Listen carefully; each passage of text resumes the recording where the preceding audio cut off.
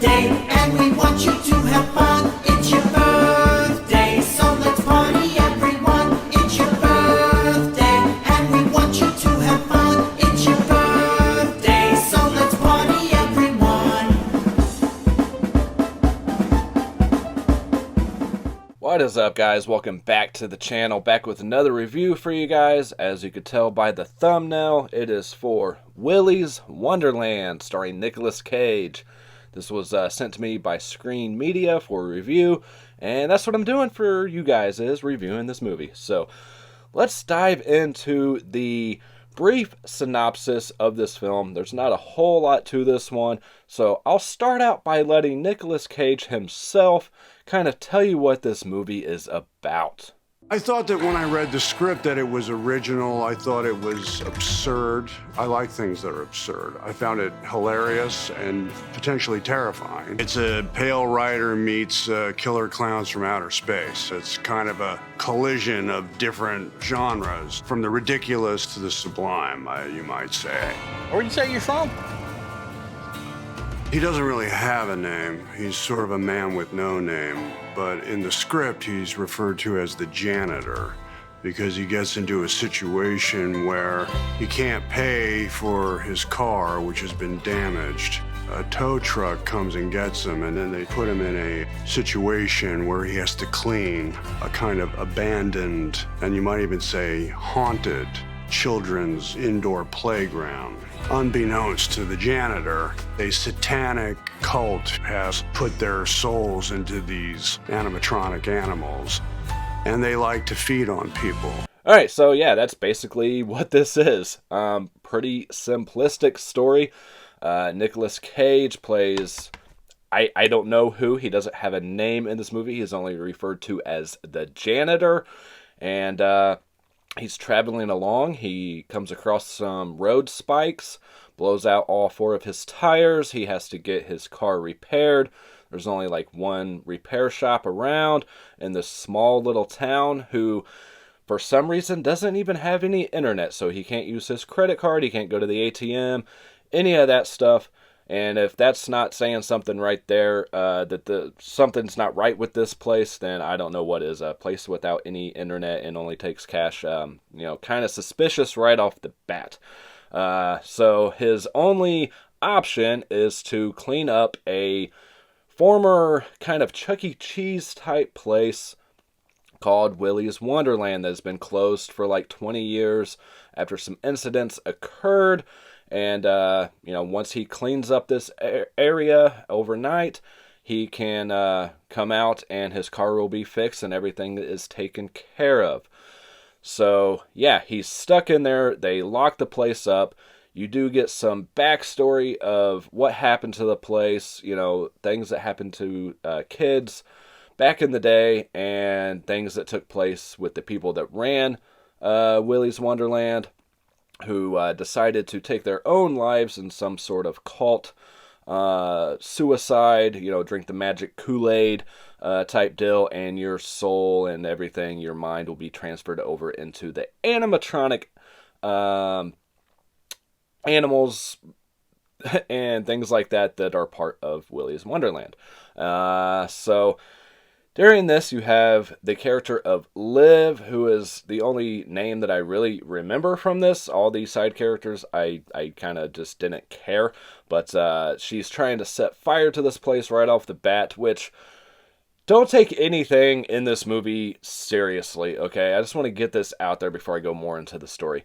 And I'll try not to spoil as much as possible, because I know some of you are going to watch anyways, even if I say, if you haven't seen the movie, stop watching. There's going to be more spoilers. You're going to continue to watch anyway, so I won't give away like all of the kills and everything just for that reason. But yeah, you have the character of Liv, who is getting ready to set fire to it. Then the cops show up, which right off the bat, I didn't understand why she didn't just go ahead and light the shit. She's going to be taken away anyways. You might as well do what you came there to do and get it over with, and then we have no movie. But, so, you have that a little bit before Nicolas Cage's character gets there. But I know I'm already off track, but I just wanted to put that in there real quick. So, yeah, he's cleaning up, and, things start going awry. The animatronics start coming alive. He's attacked first by, I believe, an ostrich, and, he's not even shaken by this. He's just does what he needs to do with this ostrich and goes about his business cleaning. And man, does he do a great job cleaning this place. I tell you what, if this was really Nicolas Cage cleaning, he would be a hell of a housekeeper, because he can get some shit done. So after that, you have more of the animatronics coming to life. I'm going to breeze through this real quick. And then you have Liv and her friends going back to this place to burn it down. But first, they got to get Nicolas Cage out of there. The other characters, her friends, don't really give a shit that he's still in this building. But she does. She actually has a heart and wants to get him out of there. At a certain point, all of them end up being in there after a very obviously fake rooftop scene where the background is definitely not realistic, but that's beside the point. I mean, we're talking about a movie where animatronics come to life and try to kill people, so I don't expect the rest of it to be very realistic either. Again, don't take this film seriously. It doesn't take itself seriously whatsoever. It's very tongue-in-cheek. And it knows what it was trying to be. So there's a lot of bad decisions. Once they all get in there, you have, again, I don't remember a lot of the names, a couple who decide to stray off and go into this super happy party room, whatever it was called. I already forget, but and do some sexual things because she gets turned on by the fact that this is the room where this cult took their own lives. So you talk about a chick with some issues. I would say that she definitely has some. Once they all drop down, they're all kind of staring at these animatronics, and they know what these things are. They know that these things wreaked havoc on their town. And the whole point of this is getting Nicolas Cage's character in there as a sacrifice, because they made a deal where they will feed these animatronics and everything if they leave their town alone.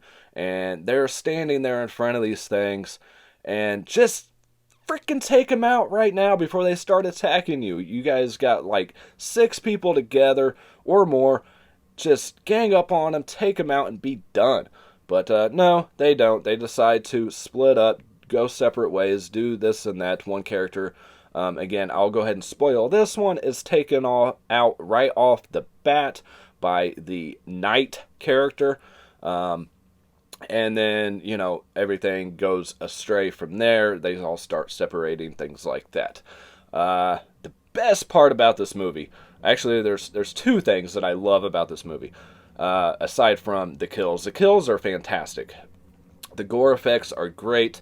But the fact that early on, Nicolas Cage is told by Tex, I forget his whole name, the guy who's trying to kind of own Willy's and things, reminds him to take his breaks. So he has his watch set to take his breaks every hour, 2 hours, whatever the case, I'm guessing like hour, where he has a soda pop and plays pinball. So no matter what is going on in this movie, whoever's being attacked, there's a point where Liv's character is being attacked, and he just kind of gives her the knife that he has that he previously took from her, and says, well, it doesn't say, because Nicolas Cage doesn't actually speak a word of dialogue in this whole movie, but gives it to her because it is time for him to take a break. And then he comes back from his break and helps her out. But his break schedule, man, he is determined to keep that break schedule. He is not breaking that for nothing.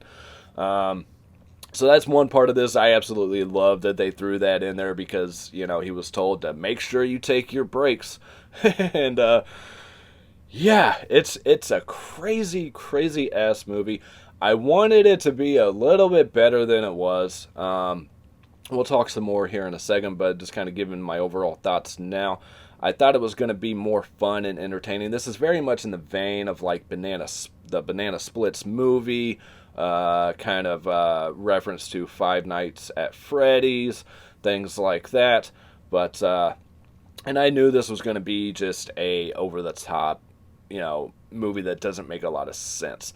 But yeah, aside from the breaks and stuff like that, there is a scene in here where Nicolas Cage, known as only the janitor, again, is so into his pinballing that he does a fantastic dance sequence that was actually improvised by Nicolas Cage, and it is something truly amazing. So yeah, those dance moves are just something else, man, I tell you what. The only other notable character in here is the woman who plays the sheriff of this small town, played by Beth Grant, who has tons of acting credits to her name. Horror fans might know her from films like Flatliners, the original Flatliners, not the remake, Child's Play 2, Stephen King's The Dark Half, Donnie Darko. She's been in a bunch of stuff, but and this is directed by Kevin Lewis. I don't know who that is. He only had 3 other director credits to his name to movies that I have not heard of. One called The Method, one called Malibu Spring Break, and one called The Drop. I know there's another movie called The Drop. This isn't the one with the famous people in it. I can't remember. But yeah, so why is this movie even being made? Well, apparently Nicolas Cage came across this script and said, yep, I want to do that fucking movie right there. I don't have to speak a lick of dialogue, and I get to just go completely ape shit on these animatronics. So I say ape shit for a reason, because there's actually a gorilla in here as well that does a fantastic job at hiding in this bathroom and doing a sneak attack on Nicolas Cage. How you don't see this big-ass gorilla in this bathroom, I have no idea. And then he just surprises you with coming from up above and kind of drop-kicking your ass. But, yeah, again, I'm not going to spoil everything for you guys, but it's fun. It's definitely going to get the theme song stuck in your head. Let's just hear that theme song again here, and it's your birthday.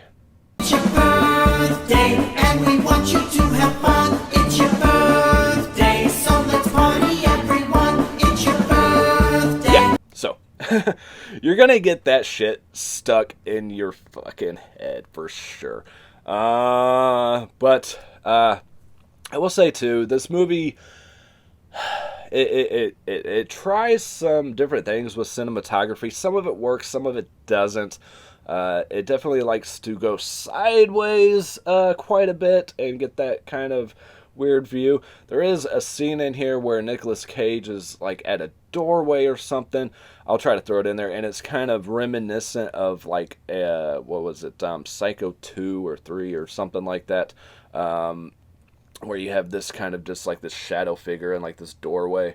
But the end fight scene, again, I'm not going to spoil everything, but when Nicolas Cage is fighting Willy himself, I really enjoyed that one. He bumps into the button for the It's Your Birthday, and it plays that song really slow down, and the confetti drops, and it's a brilliantly shot fight scene.